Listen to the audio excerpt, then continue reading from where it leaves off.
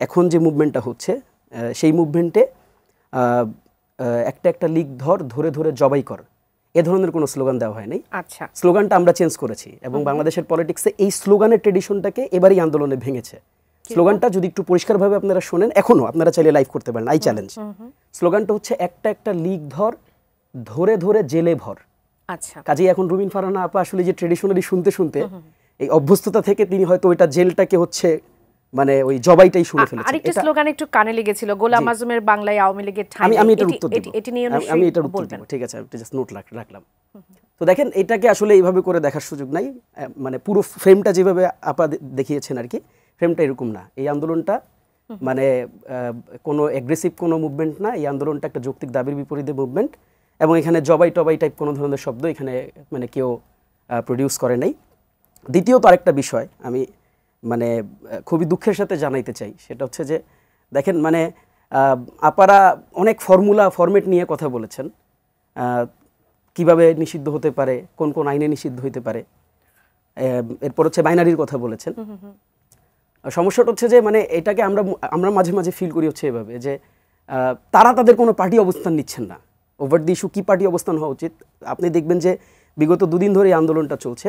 Last ডেতে আজকে এসে আপনার মানে চট্টগ্রামে যে জনসভা হয়েছে সেই জনসভায় মির্জা ফখরুল ইসলাম বলেছেন যে দেশের মানুষ আওয়ামী লীগকে চায় না। তাহলে দেশের মানুষ আওয়ামী লীগকে যদি না চায়, তাহলে মানে দেখেন এখানে কিন্তু শব্দটা বোঝেন, মানে আপার কথাই যদি আমরা ধরে নেই যে এটা কি হইতে হবে, আপার একটা ফর্মুলায় বলা হয়েছে কি, সেটা হচ্ছে যে যদি এটা মানুষ যদি এটাকে ডিনাই করে, তাহলে তার দলের যিনি মুখপাত্র সর্বোচ্চ নেতা, সেই সর্বোচ্চ নেতা আজকে কি বলেছে সাধারণ মানুষ আওয়ামী লীগকে চায় না। তাহলে আমরা এটা তো বিএনপি কমেন্ট হিসাবেই ধরে নিব নিঃসন্দেহে, যেহেতু মির্জা ফখরুল ইসলাম বলেছেন এবং তিনি পার্টির মহাসচিব। কিন্তু কাজেই আমরা ধরে নিতে চাই যে আমরা যেটা বিশ্বাস করছি যে সাধারণ মানুষ আর আওয়ামী লীগকে চায় না, এই মতামতের সাথে বিএনপির মতামতের কোনো পার্থক্য নেই। এখন তাদের শাহবাগে আসতে, ইন্টারকন্টিনেন্টালের সামনে আসতে বা এই আন্দোলনে যুক্ত হতে তাদের দ্বিমত থাকতে পারে। আমরা ধরে নিতে পারি যে পাবলিক কনসেনসাসের জায়গায় বা দলীয় কনসেনসাসের জায়গায় আসলে বিএনপির সাথে কোনো দ্বিমত আমাদের এখন পর্যন্ত নেই আজকের এই মন্তব্যের পর। কাজেই আপনি এখন এই আন্দোলনটাকে যতটা ফ্রেম করার চেষ্টা করবেন, এটা আপনার জন্য খুব একটা মানে সুখকর বা লাভের কিছু হবে না। এই আন্দোলন কারা করতেছে আপনারা একটু গিয়ে দেখেন, দেখলেই বুঝবেন। আর আপনি যে আন্দোলনের স্লোগানের কথা বলেছেন, দেখেন এখানে এটা যেটা হয়েছে এটা তো উন্মুক্ত মঞ্চ। আমরা দেখেছি জুলাইয়ে যখন হয়েছিল, জুলাইয়েও কিন্তু সকল পলিটিক্যাল পার্টি সেখানে প্রেজেন্স ছিল। এখন নির্দিষ্ট একটা পলিটিক্যাল পার্টি, এটা কিন্তু মূল প্ল্যাটফর্মের স্লোগানটা হয় নাই। আপনি যদি একটু অনেকগুলো স্লোগানের মধ্যে এটি একটি না, এটা মূল প্ল্যাটফর্মের স্লোগান না। আমি এই জন্য কারেকশনটা দিচ্ছি আপনাকে। যেটা হয়েছে যে যখন আপনি একটা জায়গায় জমায়েত হন, তখন সাইড বাই সাইড ছোট ছোট ছোট ছোট আরও অনেকগুলো ক্লাস্টার তৈরি হয়। এটা খুব মানে চরম। আপনারা যারা আন্দোলন দেখেছেন এত বছর কাভার করেছেন, মানে আপনাদের এটা অ্যাওয়্যার থাকা উচিত, থাকেন আর কি আপনারা। কাজে ওইখানে ডিফারেন্ট একটা ক্লাস্টার থেকে এই স্লোগানটা এসেছে। পরবর্তীতে আমরা মানে আমাদের মানে সার্বিক যে আলোচনা, যেই জোট এখানে হয়েছে, জোট বলতে হচ্ছে যেই মানে আন্দোলনের শক্তিগুলো যে নিশ্চিত রূপে তো একটা মানে সমন্বয়ের মাধ্যমে এটা হয়েছে। কালার এক্সপার্ট, জর্জ স্যাপ এবং মাইল্ড অন হ্যান্ডস টেকনোলজি সমৃদ্ধ অরিক্স ক্রিস্টাল ওয়াশ আপনার লন্ড্রি এক্সপার্ট। তো যেই সমন্বয়টা হয়েছে, এই সমন্বয়ের মাধ্যমে আমরা যখন তাদের কাছে বলেছি এ ধরনের স্লোগান, কিন্তু আজকে আপনি যদি একটু কাভারেজগুলো দেখেন, এ ধরনের কোনো স্লোগান আপনি শুনবেন না। কাজেই এ ধরনের স্লোগানের সাথে আমাদের পজিশন কিনা, আমি এ ধরনের রাজনীতিতে আজকে যেতে চাই না। আমাদের আজকের আলোচনার ফোকাসটা ডিফারেন্ট, আমরা জানি। তো এটা হচ্ছে আপনার ওই প্রশ্নের উত্তর। আপনি আরেকটা প্রশ্ন করেছেন যে আসলে কেন কিভাবে আওয়ামী লীগকে নিষিদ্ধ করা যাইতে পারে। আপাই অলরেডি বলেছেন যে মানে আপা যেহেতু আইনের মানুষ, আপা বলেছেন অলরেডি যেই ফর্মুলাগুলো দিয়েছেন। দেখেন সন্ত্রাস বিরোধী আইন যেটা নির্বাহী আদেশে, আমরা কিন্তু এই ফর্মুলায় আসলে আওয়ামী লীগ নিষিদ্ধ হোক, আমরা এটা ব্যক্তিগতভাবে চাই না, পার্টি হিসাবে কিন্তু আমরা চাই না। কারণ এটা যেটা হয় এটা তো আসলে সলিড হয় না, এটা একটা পলিটিক্যাল একটা মানে ফরম্যাট বা প্রসেস। আমরা যেটা বলেছি সেটা হচ্ছে যে দেখেন মানে আপনার ইন্টারন্যাশনাল ক্রাইম ট্রাইব্যুনালের যে ধারাটাকে হচ্ছে আপনার বাদ রেখে নতুন করে যে সংযোজন বিভাজনটা হয়েছে, আমরা বলেছি সেটাকে রিফর্ম করতে, সেটাকে সামনে নিয়ে আসতে। এটা একটা ফর্মুলা। সেকেন্ড ফর্মুলা আমরা বলেছি কিন্তু যে তাদের কার্যক্রমের যে নিষিদ্ধ করার যে প্রসেস, দেখেন আমি আপার দিয়ে এক্সাম্পল থেকেই নেই। আপা বলেছেন না 3-4 ধারায় যেই ক্ল্যারিফিকেশনটা দেওয়া আছে যে কী করা যাবে একটা পার্টি, পলিটিক্যাল পার্টি, সেটা কি করতে পারবে এবং কি করতে পারবে না, এটার উপর তার কার্যক্রম মানে পরিচালনা হওয়া বা নিষিদ্ধ হওয়া ডিপেন্ড করবে। এবার আমি আপনাকে একটু পয়েন্ট ধরে ধরে শোনাই কি করতে পারবে কি করতে পারবে না। সেখানে লেখা আছে দলটির নাগরিকদের মধ্যে ধর্মীয়, সামাজিক বা সাম্প্রদায়িক বিভেদ সৃষ্টি করে অথবা করে না। হ্যাঁ, এরপর হচ্ছে দলটি ধর্ম, গোষ্ঠী, বর্ণ, লিঙ্গ, জন্মস্থান বা ভাষার ভিত্তিতে বৈষম্য তৈরি করে অথবা করে না। দলটির কার্যক্রম রাষ্ট্র, জনগণ বা অন্য দেশের বিরুদ্ধে সন্ত্রাসবাদ, জঙ্গিবাদ যুক্ত থাকে দলটির কার্যক্রমে। ঠিক আছে, এবং 4 নম্বর পয়েন্ট, দলের গঠন এবং উদ্দেশ্য যদি সংবিধান বিরোধী হয়। এবার আমি একটু 1 to 1 আসি।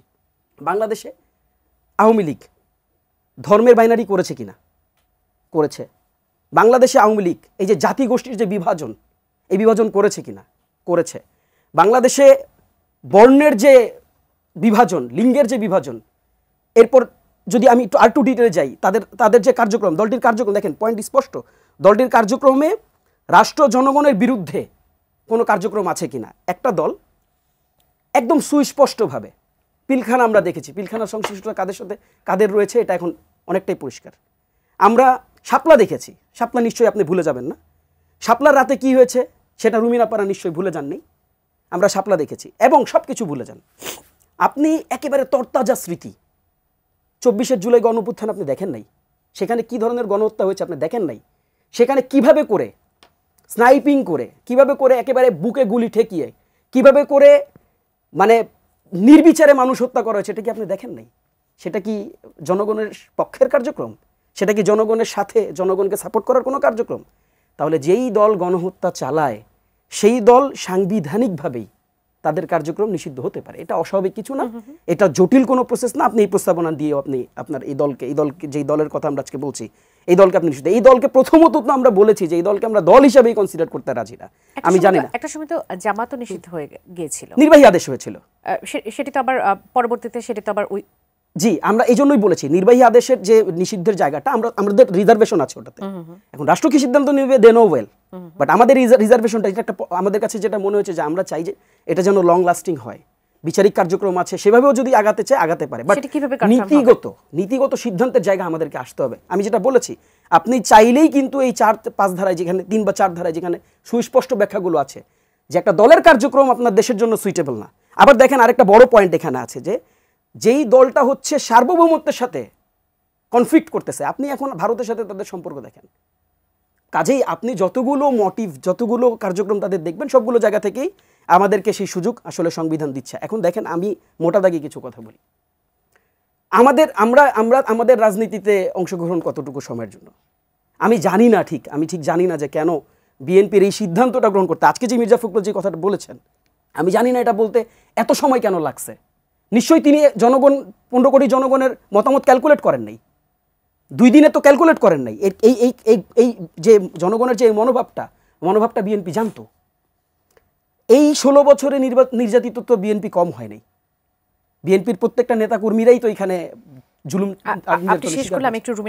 আমি জাস্ট একটা কথা বলতে চাই, দেখেন এই যে মানে রাইট ডিসিশন নেওয়ার যে জায়গাটা, জনগণের মতামত, জনগণের মনোভাব আপনি যদি বুঝেই থাকেন, আজকে যে কথাটা আপনি বলেছেন, আপনার কথা ধরে যদি আমরা বলতে চাই, আপনি আর বাসায় বসে থাকতে পারেন না।